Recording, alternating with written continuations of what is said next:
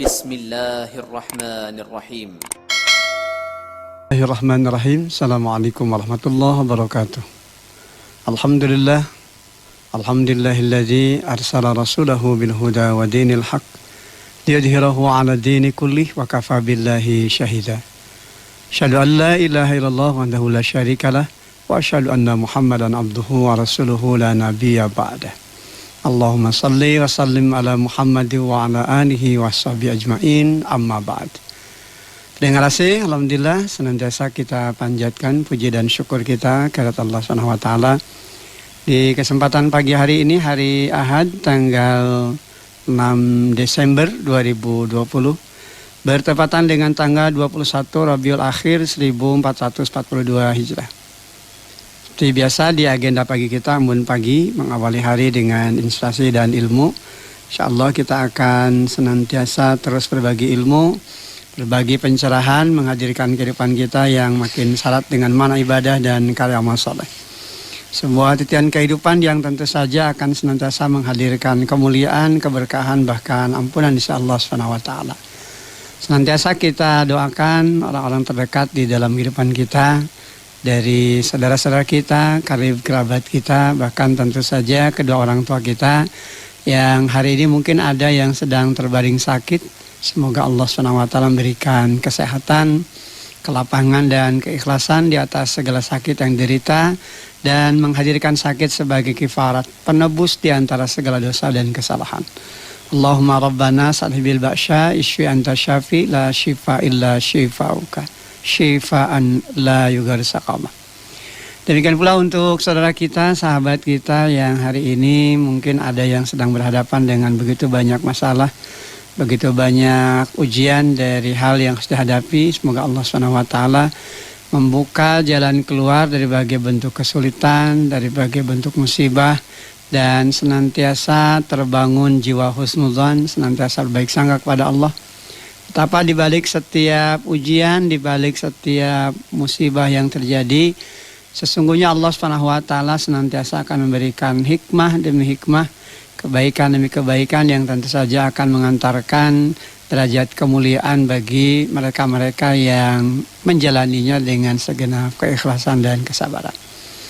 Dengan kasih, insyaallah di kesempatan pagi hari ini tema kita terkait dengan ayat-ayat Allah ya, di balik wabah dan musibah. Ayat-ayat Allah di balik wabah dan musibah. Hal ini tentu saja insyaallah akan senantiasa memberikan penguatan kepada kita bahwa apapun yang terjadi di dalam kehidupan kita, semua adalah bagian dari rencana Allah.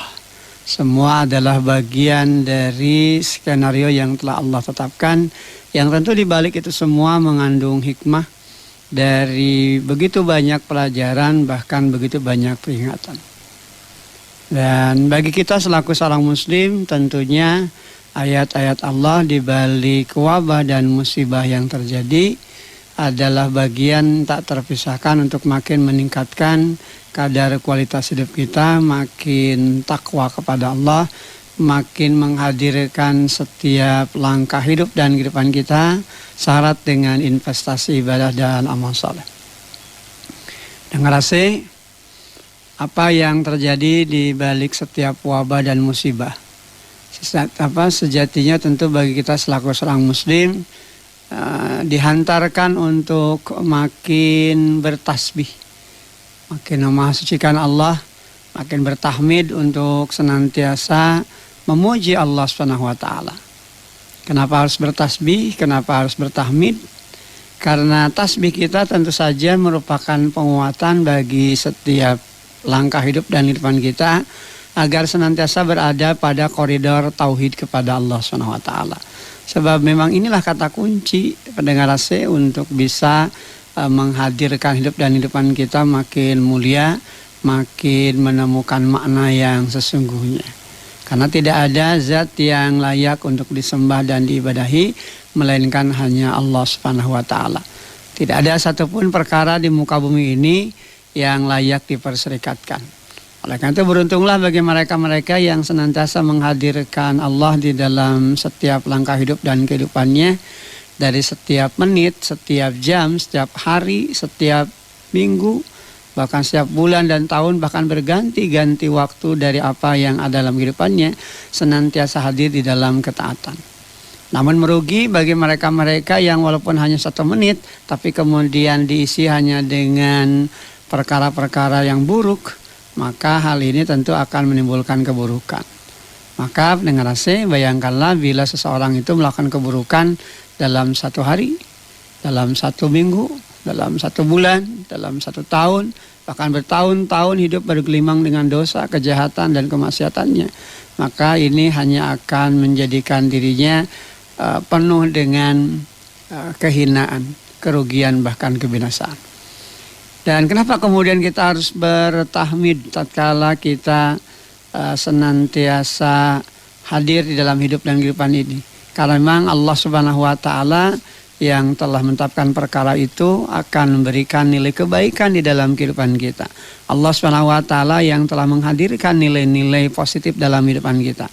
Oleh karena itu selayaknya, sepantasnya kita hanya menyanjung dan memuji Allah Subhanahu wa Ta'ala, karena dialah yang layak untuk disanjung dan dipuji. Kita sebagai manusia hanyalah manusia yang lemah, yang tidak memiliki daya dan upaya. Tidak layak kita untuk disanjung dan dipuji. Kenapa? Karena sanjung dan puji hanyalah milik Allah Subhanahu wa Ta'ala. Dengar AC, kalau kita bicara terkait dengan wabah, terkait dengan musibah, kita bisa buka di dalam surah Al-Ahzab, surat yang ke-33 di ayat yang ke-17. A'udzubillahi minasyaitonirrajim. Qul man dzalladzi ya'simukum minallah in arada bikum su'an aw arada bikum rahmah. Wa la yajiduna lahum min dunillah waliyya wala nasira. Apa yang kemudian bisa kita baca di surah Al-Ahzab di ayat 17 ini tentu saja memberikan pembelajaran yang sangat berharga di dalam menjalani hidup dan kehidupan kita. Bagaimana Allah Subhanahu wa Ta'ala di ayat ke-17 pada surah Al-Ahzab ini kembali mengingatkan kita sehingga setiap pandangan dan hati senantiasa diarahkan, senantiasa dibimbing untuk terus menghayati apa yang kemudian harus makin menjadikan kita makin dekat kepada Allah Subhanahu wa Ta'ala. Qul man dzalladzi ya'simukum minallah in arada bikum su'an aw arada bikum rahmah. Katakanlah, siapakah yang dapat melindungi kamu dari ketetapan Allah jika dia menghendaki bencana atasmu atau menghendaki rahmat untuk dirimu. Wala yajiduna lahum min dunillah waliyya wala nasira. Ini ya. Dia menghendaki bencana begitu ya atasmu atau menghendaki rahmat bagimu. Mereka tidak akan mendapatkan pelindung dan penolong selain Allah. Ayat ini memberikan pembelajaran kepada kita pendengar AC bahwasanya Allah Subhanahu wa Ta'ala Maha Kuasa atas segala perkara.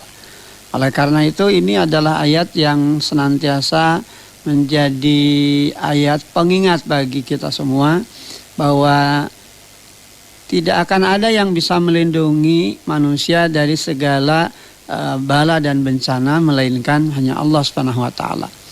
Oleh karena itu di ayat ini dinyatakan siapa yang dapat melindungi kamu dari ketentuan Allah jika dia menghendaki bencana. Artinya tidak ada seorang pun yang bisa menahannya. Sebagaimana ketika Allah Subhanahu wa Ta'ala menyelamatkan hamba-hambanya, maka tentu tatkala hamba-hambanya itu diselamatkan oleh Allah Subhanahu wa Ta'ala, tidak ada seorang pun yang bisa menahan, begitu kan. Jadi inilah bagian dari ketetapan di sisi Allah Subhanahu wa Ta'ala. Oleh karena itu bagaimana seorang muslim mensikapi wabah dan musibah?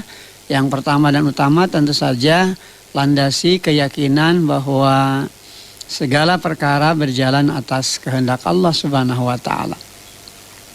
Dan ini diperkuat dengan apa yang bisa kita baca di dalam surah At-Taghabun ya, surat ke-64 di ayat yang ke-11. Ma asaba min musibatin illa biidnillah.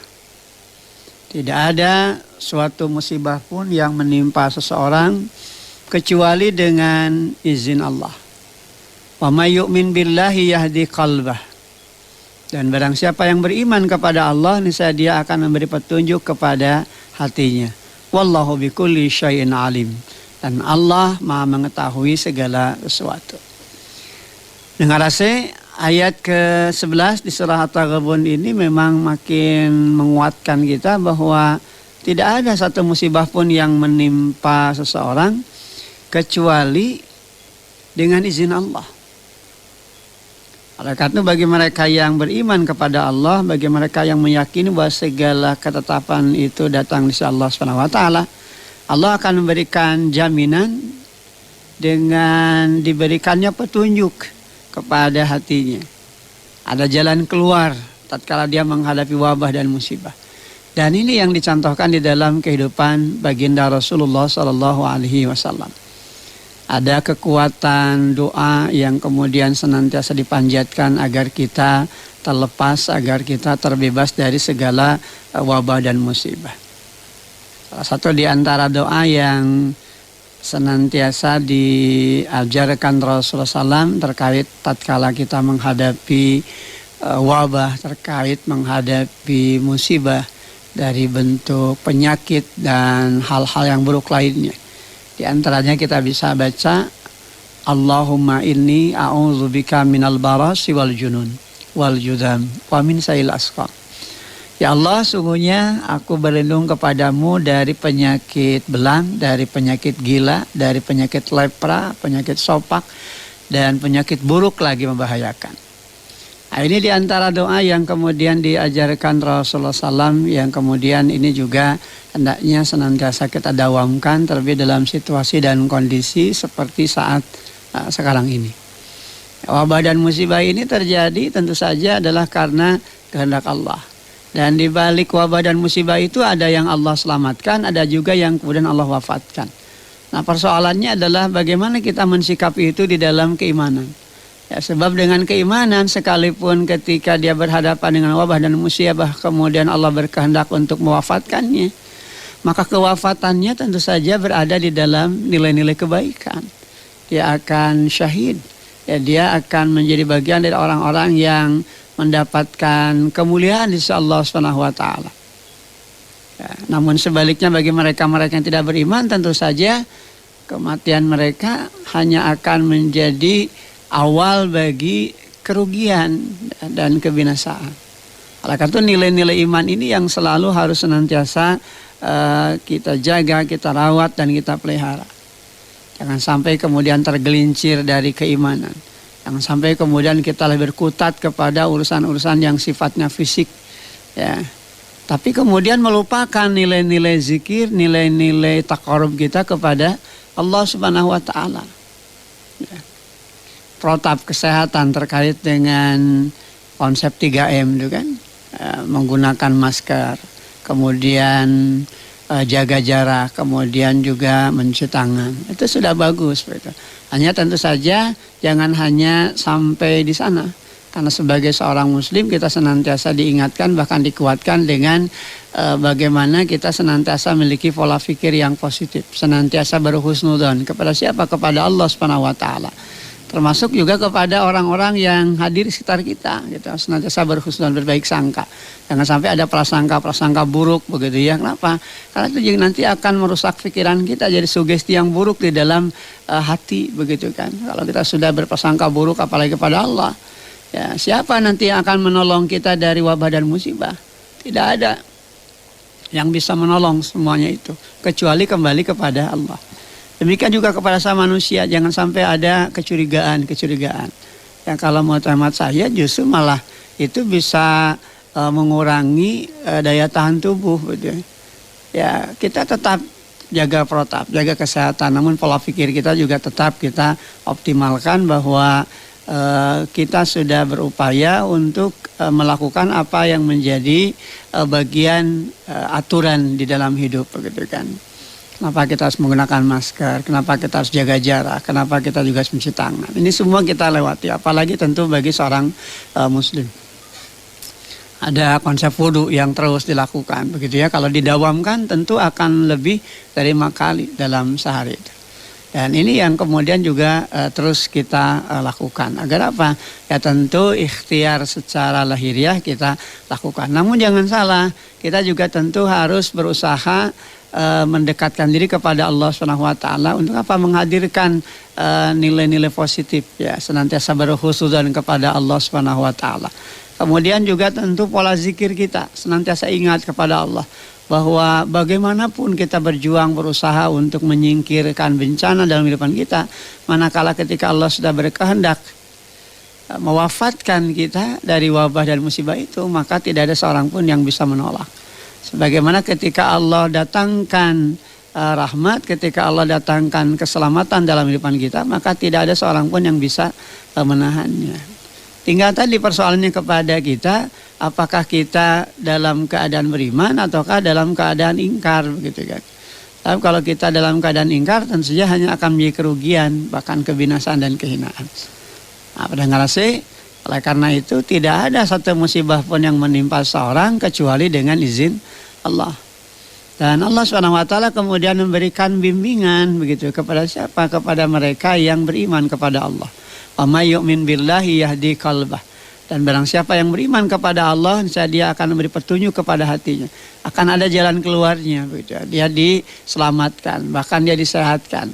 Sehingga mereka-mereka yang beriman senantiasa diberikan peluang-peluang oleh Allah Subhanahu wa taala untuk diberikan jalan keluar menghadapi wabah dan musibah itu. Dan Allah Subhanahu wa taala Maha mengetahui akan segala sesuatu. Dari setiap perkara yang ada, Allah Subhanahu wa taala Maha mengetahui siru ala niyah. Oleh karena itu bagaimanapun kita berusaha untuk menyelamatkan diri kita, manakala Allah Subhanahu wa taala berkehendak untuk mewafatkannya, maka sekali lagi tidak akan ada seorang pun yang bisa menolaknya. Sebagaimana ketika Allah Subhanahu wa taala berkehendak untuk menyelamatkannya, maka tidak ada seorang pun yang bisa menahannya. Dan ini yang harus kita pegang teguh, sehingga ada keseimbangan antara ikhtiar lahiriah kita untuk menjaga kesehatan kita, pola hidup kita gitu kan, yang sehat. Sehingga dari urusan makan kita, minum kita, nutrisi dan gizinya terpenuhi. Kemudian juga pola istirahat kita, kemudian juga pola minum kita. Namun jangan salah, pikiran kita juga harus jernih, pikiran kita juga harus positif. Karena bagaimanapun seseorang itu diberikan pola hidup dari pola makan dan minum dengan makanan minuman yang mengandung nutrisi dan gizi yang bagus ya, dengan vitamin-vitamin. Kalau kemudian pikirannya rusak ya jadi lemah juga ya. Jadi jangan sampai kemudian kita ini berjuang berusaha untuk meningkatkan imun, namun pada satu sisi ternyata imun kita dirusak dengan pola pikir kita yang selalu saja penuh dengan kekhawatiran yang berlebihan. Kalau rasa khawatir yang muncul dalam kehidupan kita dalam makna wajar, ya tentu saja ini adalah bagian dari fitrah. Ya, manusia itu pasti selalu hadir rasa takut. Tapi kalau kemudian hidup terus diliputi dengan rasa takut, maka tentu saja ini juga akan sangat merugikan, bahkan membahayakan keselamatan dirinya. Maka kalau toh kemudian kita memahami ada wabah, ada musibah, sebagaimana yang terjadi hari ini, ya tentu kita yakini semua itu adalah bagian dari tanda-tanda kebesaran Allah. Ada ayat-ayat Allah di situ. Untuk apa? Untuk makin menyadarkan kita bahwa kita sedang dididik, begitu, ditarbiyah oleh Allah SWT. Betapa dengan virus yang kecil saja kita tidak berdaya. Sehingga kalau dulu kita hanya sering mengucapkan la haula wala quwata illa billah, hanya sebatas kalimat lisan, pendengar saya. Maka hari ini tentu kita praktekkan itu, maknanya seperti apa ketika kita mengucapkan kalimat la haula wala quwata illa billah alil azim.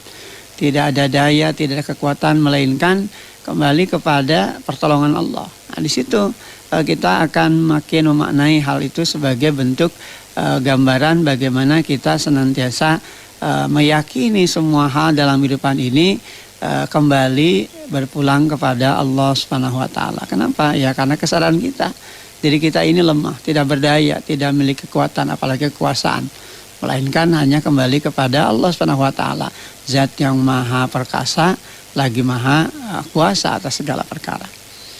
Nah, Nah, inilah sikap pertama pendengar rasa yang harus senantiasa ditumbuh suburkan di dalam diri kita, bahwa setiap wabah dan musibah harus diyakini sebagai bagian dari perkara yang berjalan atas kehendak Allah Subhanahu wa taala.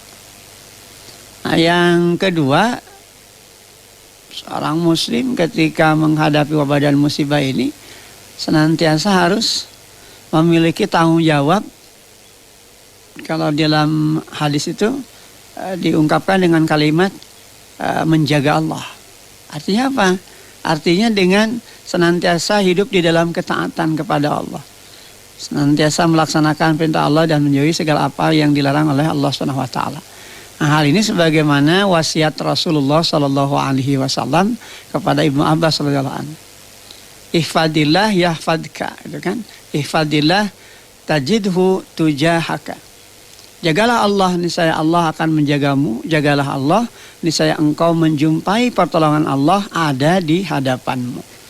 Hadis riwayat Tirmidzi. Jadi maknanya sangat luar biasa. Jadi kalau kita menjaga Allah, artinya apa yang diperintahkan Allah kita laksanakan, apa yang diperintahkan oleh Allah SWT senantiasa kita taati. Tidak ada keberpalingan dari aturan-aturan Allah, tidak ada keinginan-keinginan untuk mendustakan ayat-ayat Allah, selalu hidup dalam ketaatan. Maka pasti Allah juga akan memberikan pertolongan dan Allah juga akan menjaga kita dari berbagai hal yang buruk dalam kehidupan kita. Kalaupun toh kemudian seorang itu mendapatkan kewafatannya dengan cara musibah ataupun hal yang lainnya yang menurut kacamata manusia secara fisik itu adalah perkara yang mengerikan. Namun tentu dalam pandangan Allah justru orang itu diwafatkan dalam keadaan yang mulia dan dimuliakan. Karena disinilah pentingnya kita senantiasa membangun jiwa husnuzan, berbaik sangka kepada Allah Subhanahu wa taala dan terus menghadirkan nilai-nilai ketaatan itu di dalam kehidupan kita. Sehingga tidak ada satupun perkara di dalam kehidupan kita ini yang kemudian keluar dari aturan-aturan Allah Subhanahu wa taala. Sebab tatkala itu keluar, tentu saja ini hanya akan menimbulkan kerugian, kehinaan bahkan kebinasaan. Nah, oleh karena itu perkara orang-orang yang beriman ini memang sangat menakjubkan, gitu kan. Nah, ini sebagaimana bisa kita lihat di dalam hadis riwayat Muslim gitu ya, bahwa seluruh urusan orang beriman itu memang menakjubkan karena pasti dia akan berujung pada kebaikan, begitu kan. Dan hal itu tentu saja hanya terjadi pada mereka-mereka yang beriman. Jika mengalami hal yang menyenangkan dia bersyukur dan itu merupakan kebaikan. Dan jika mengalami hal yang menyedihkan dia bersabar dan hal itu pun merupakan kebaikan. Jadi tatkala dihadapkan kepada kenikmatan bersyukur dan dia yakin ini semua datang dari Allah Subhanahu wa taala sehingga dia terus makin menambah ketaatan kepada Allah. Di saat ketika datang wabah, datang musibah, datang perkara-perkara yang tidak menyenangkan dalam hidupannya, dia pun senantiasa bersabar. Ya, senantiasa bersabar. Kenapa? Karena dengan kesabarannya itu tentu saja akan menghadirkan kekuatan, ada energi positif dalam hidupannya. Bahkan kemudian dia mengevaluasi. Ya kan, kalau terjadi wabah dan musibah pasti ada sesuatu yang keliru yang dilakukannya. Karena Allah SWT tidak akan mungkin menzolimi hamba-hambanya. Sepanjang hamba-hambanya itu senantiasa berbuat kebaikan. Dan ini yang senantiasa diingatkan oleh Allah di dalam Al-Quran. Wa makana rabbuka liyuhlikal qura bidulmi wa ahluha muslihun. Dan sekali-kali Tuhanmu tidak akan menganiaya negeri-negeri secara zalim, sedangkan penduduk negeri itu senantiasa berbuat kebajikan. Jadi penajaman keyakinan seperti ini yang memang harus senantiasa kita tumbuh suburkan. Manakala kita bersyukur ya tentu Allah menambah kenikmatan itu. Manakala kita kufur, manakala kita mengingkari, maka siksa Allah itu sangat pedih. Kenapa? Karena hasil perbuatan mereka sendiri. Allah tidak menzolimi hamba-hambanya. Dan seringkali kita menyangka seakan-akan kalau datang perkara yang tidak menyenangkan itu karena Allah mencampakkan kita. Allah tidak akan mencampakkan kita kalau kita selalu dalam kebaikan. Gitu. Kenapa kemudian kita berhadapan dengan perkara yang tidak menyenangkan? Ya tentu harus kita evaluasi, harus kita koreksi lagi. Nah, dari wabah dan musibah yang terjadi hari ini pendengar AC. ya kan, terus begitu ya, berada pada skala yang makin meningkat.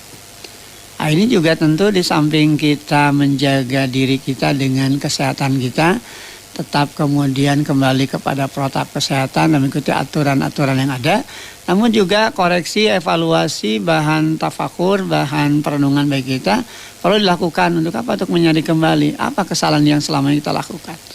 Terlebih tentu konsep istighfar ini haruslah terbangun dalam kehidupan kita.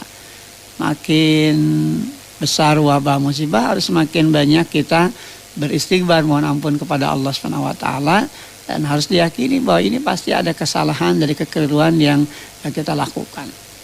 Dengan cara seperti itu tentu kita tidak akan jumawa gitu, tidak akan merasa asa hebat gitu kan. Kenapa? Karena dibalik apapun yang terjadi semua berjalan atas ketetapan Allah SWT. Oleh karena itu Islam juga mengajarkan, mengerasai bahwa seorang muslim manakala menghadapi wabah dan musibah, di poin yang ketiga ini kan juga harus memotivasi diri mereka untuk berobat plus bertaubat gitu kan. Jadi bukan hanya berobat tapi juga bertaubat gitu kan. Kalau hanya sekedar berobat secara lahiriah yang kemudian kita lakukan, ini kan berarti ada perkara yang tidak sempurna. Maka di samping kita berobat, ya juga bertaubat, ya kan? Kenapa? Sebab memang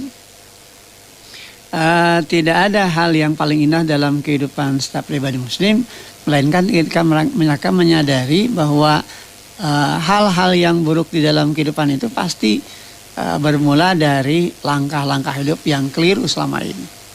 Ya, bisa jadi mungkin dilakukan oleh segelintir manusia, tapi dampaknya akan terasa kepada yang lain.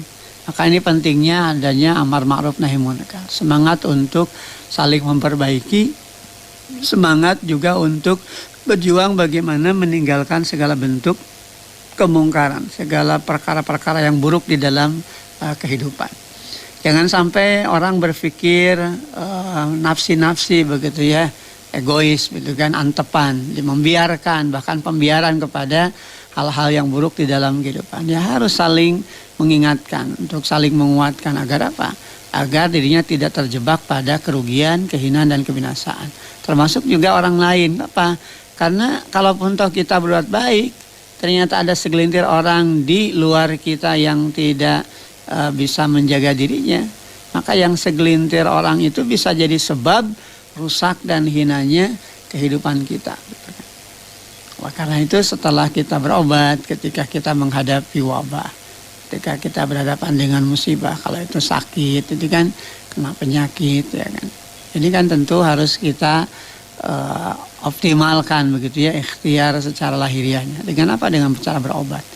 Kemudian juga maksimalkan kekuatan zikir kita, sehingga berbagai upaya untuk memotivasi diri agar berobat dan bertobat itu memang menjadi prinsip hidup yang harus nantiasa kita bangun di dalam kehidupan kita.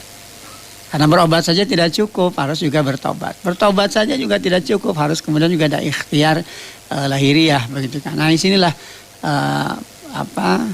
hal yang menakjubkan dari apa yang senantiasa diingatkan di dalam kehidupan Rasulullah SAW. Dan ini tentu akan jadi guru terbaik dalam kehidupan kita. Bagaimana Al-Quran dan Sunnah Rasulnya senantiasa mengajarkan kepada kita bagaimana menghadapi wabah dan musibah itu dengan senantiasa makin mendekatkan diri kepada Allah. Kemudian yang keempat, pendengar AC, bahwa sikap seorang muslim manakala dia berhadapan dengan wabah dan musibah, dia senantiasa menumbuh suburkan keyakinan di dalam dirinya bahwa di balik wabah dan musibah itu selalu terdapat kebajikan serta hikmah yang luar biasa. Jadi selalu ada kebaikan, ada hikmah yang tentu saja ini harus senantiasa terbangun dalam diri kita. Ya, paling tidak banyak hal yang kemudian bisa kita jadikan sebagai bahan koreksi, bahan evaluasi di dalam menjalani hidup dan kehidupan kita.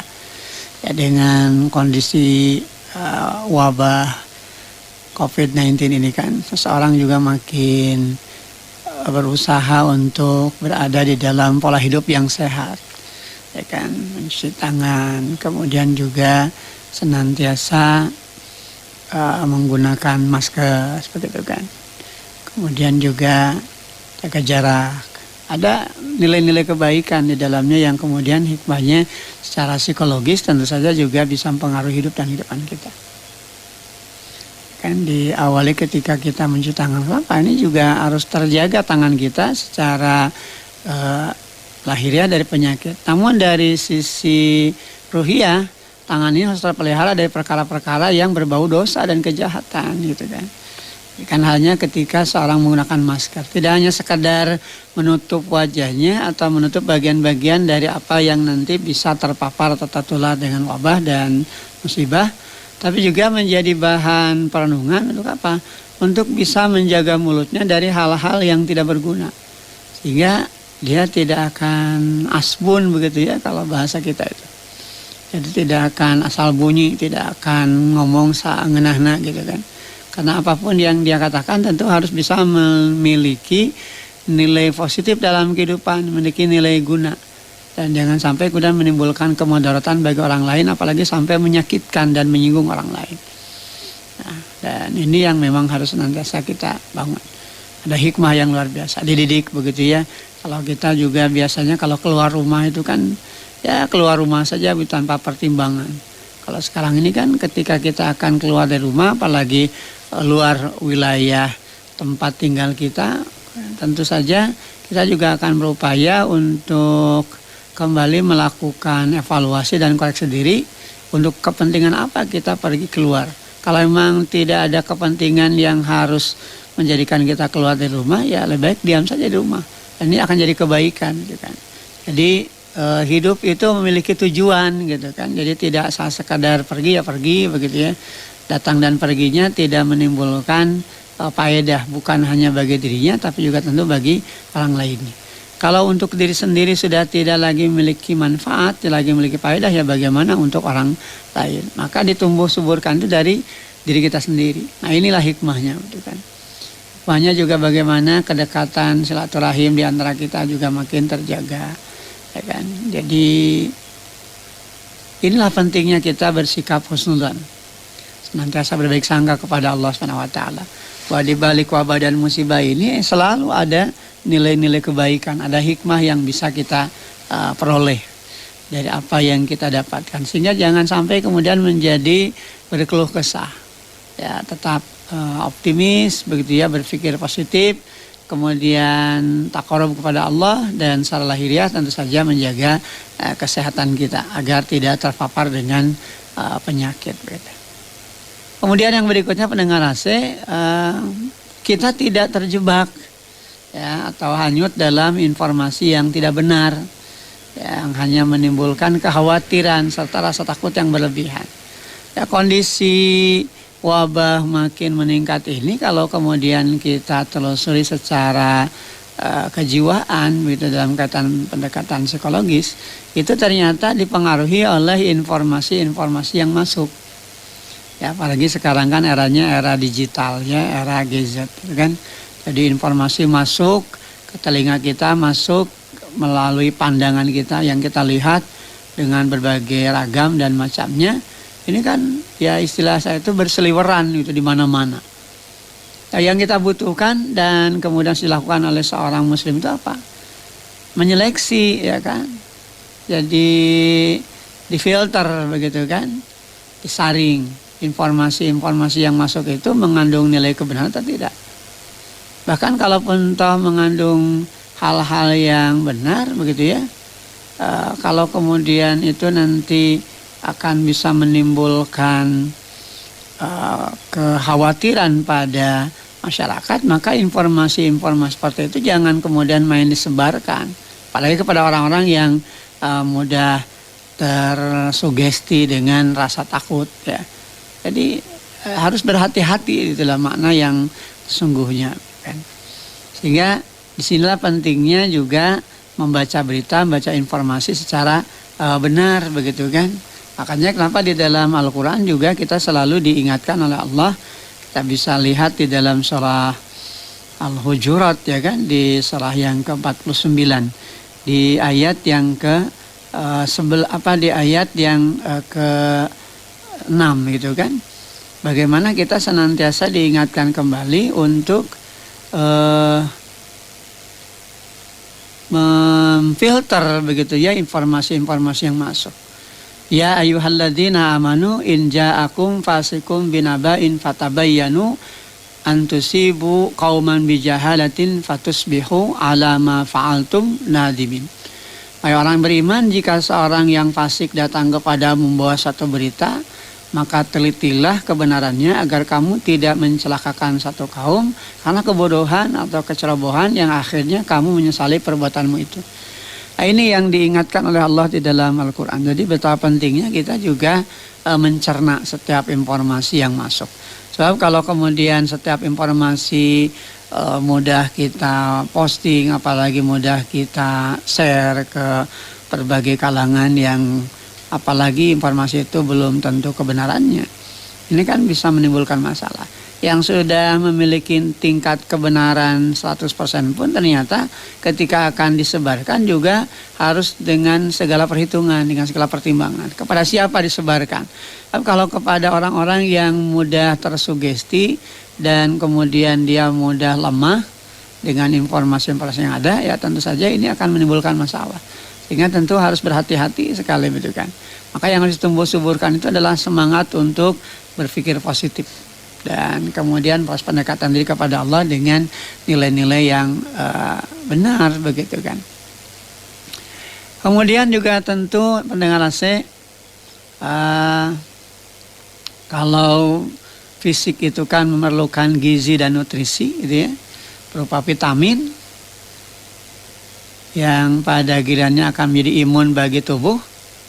Maka tentu seseorang juga yang mengkonsumsi muslim tidak boleh melupakan zikir. Sebagai apa? Ya ibarat makanan bergizi yang penuh nutrisi untuk hatinya dengan fondasi keimanan. Jadi bagaimana mengimbangi fisiknya itu dengan gizi dan nutrisi berupa vitamin kan, yang akan menjadi imun bagi tubuhnya.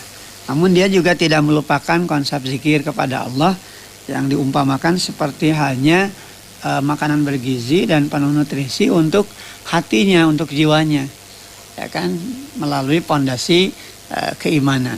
Nah, ini penting begitu ya dimiliki dalam kehidupan seorang muslim. Agar apa? Agar dia memang senantiasa memiliki kemantapan hati untuk ya tidak jumawa, ya tidak sombong ya. Karena bagaimanapun tentu semua ini kembali kepada apa yang menjadi kehendak Allah Subhanahu wa taala. Kemudian yang berikutnya pendengar AC, bahwa sikap seorang muslim tatkala ia menghadapi wabah terkait dengan menghadapi musibah, seorang muslim senantiasa meyakini bahwa musibah yang menimpa manusia itu kan, baik yang terjadi pada kaitan kesehatan itu kan, keluarga, kemudian urusan harta, urusan perniagaan, dan selain dari itu ya masih banyak yang lainnya. Apabila disikapi dengan sikap yang sabar dan berharap akan datangnya pertolongan Allah, maka hal itu akan bisa mengangkat kedudukannya di sisi Allah Subhanahu wa taala gitu kan. Jadi ini yang kemudian harus selalu terbangun di dalam kehidupan kita. Ya kan? Bahwa meyakini bahwa musibah yang menimpa diri manusia itu baik terkait dengan kesehatan ya kan, karena penyakit itu kan, kemudian juga yang terjadi pada keluarga, pada anak, pada hartanya, pada perniagaan, atau yang selain dari itu ya, maka bila dihadapi dengan sikap sabar dan senantiasa terus berharap akan datangnya pertolongan Allah, maka di sini tentu akan makin meningkatkan kedudukannya di sisi Allah Subhanahu wa taala. Dan Allah Subhanahu wa taala menguji manusia dengan cobaan-cobaan itu. Ya kan? Kita bisa baca itu di dalam surah Al-Baqarah ya kan, di ayat ke-155 hingga ayat ke-157. Wa lanabluwannakum bisyai'in minal khaufi wal ju'i wa naqsin minal amwali wal anfusi was samarat. Abasyiris sabirin. Ya kan? Dan sungguh akan kami berikan cobaan kepadamu dengan sedikit ketakutan, kelaparan, kekurangan harta, jiwa dan buah-buahan. Dan sampaikanlah berita gembira kepada orang-orang yang sabar. Siapa mereka yang sabar? Alladzina idza asabatuhum musibah qalu inna lillahi wa inna ilaihi raji'un. Yaitu orang-orang yang apabila timpa musibah mereka mengucapkan inna lillahi wa inna ilaihi raji'un. Sungguhnya kami berasal dari Allah pun akan kembali kepada Allah. Ulaika alaihim salawatu min rabbihim wa rahmah wa ulaika humul muhtadun. Mereka itulah orang-orang yang mendapatkan keberkahan, ya kan? Yang sempurna ya, dan rahmat dari Rabb mereka, dan mereka itulah orang-orang yang mendapatkan petunjuk. Nah, dengan rasih senantiasa meyakini bahwa pertolongan Allah itu dekat dalam hidupan ini tentu saja akan hadir dalam diri kita manakala kita senantiasa bersabar begitu ya. Dalam kaitan sabar ini tentu saja juga ada aspek ikhtiar. Dan yang terakhir tentu saja senantiasa meyakini bahwa sungguhnya musibah terbesar bagi hamba Allah adalah musibah din, musibah dalam agama, musibah dalam keimanan. Ya, kenapa? Musibah dalam arti kematian itu ternyata kecil, musibah dengan adanya penyakit itu kecil. Karena ada musibah terbesar dalam kehidupan, yakni ketika seorang muslim jatuh dalam keimanannya, ya, terjerembab begitu kan. Oleh karena itu musibah terbesar bagi hamba Allah yang beriman itu adalah musibah din, musibah agama. Musibah agama itu musibah terdahsyat ya yang dialami oleh hamba ya di dunia dan di akhirat. Dan musibah tersebut tentu saja merupakan puncak malapetaka yang nyata. Kenapa? Karena ketika keimanan sudah tidak ada di dalam kehidupan mereka, maka tentu saja ini akan jadi kerugian. Oleh karena itu pendengar AC, di penghujung acara kita pagi ini, mari kita bangun kesadaran kembali bila COVID-19 ini tidak makin menjadikan kita makin takarub kepada Allah, lantas harus dengan virus apa lagi begitu ya kita diingatkan gitu kan. Cukup dengan COVID-19 ini yang membuat kita semua kalang kabut begitu ya. Pendidikan juga kemudian terhenti, dalam arti lembaga-lembaga pendidikan yang biasanya menyelenggarkan pendidikan langsung ya sekarang harus serba virtual. Berbagai agenda kegiatan-kegiatan yang lain pun ya sama. Ini semua tentu menggambarkan betapa kita tidak berdaya, betapa kita ini lemah. Kalau bukan karena Allah SWT memberikan pertolongan kepada kita. Oleh karena itu mari kita hiasi hidup dan kehidupan kita. Jangan sampai kemudian kita terus-menerus di dalam arogansi dan keinginan-keinginan terus menentang aturan Allah. Tapi hiasi hidup kita ini dengan ketaatan kepada Allah SWT. Karena sesungguhnya COVID-19 ini adalah bentuk pendidikan yang Allah berikan kepada kita agar kita makin menyadari tentang siapa kita dan akan kemana kita kembali. Terima kasih. Karena waktunya sudah tidak memungkinkan lagi, kita akhiri. Mudah-mudahan apa yang dipaparkan di kesempatan pagi hari ini senantiasa menjadi ilmu, senantiasa menjadi pencerahan terbaik dalam kehidupan kita. Selamat menjalankan aktivitas di kesempatan pagi hari ini selalu dalam ridha dan berkah Allah Subhanahu wa taala. Aku qouli hadza wa astaghfirullah li wa lakum walhamdulillahirabbil alamin. Assalamualaikum warahmatullahi wabarakatuh. Alhamdulillah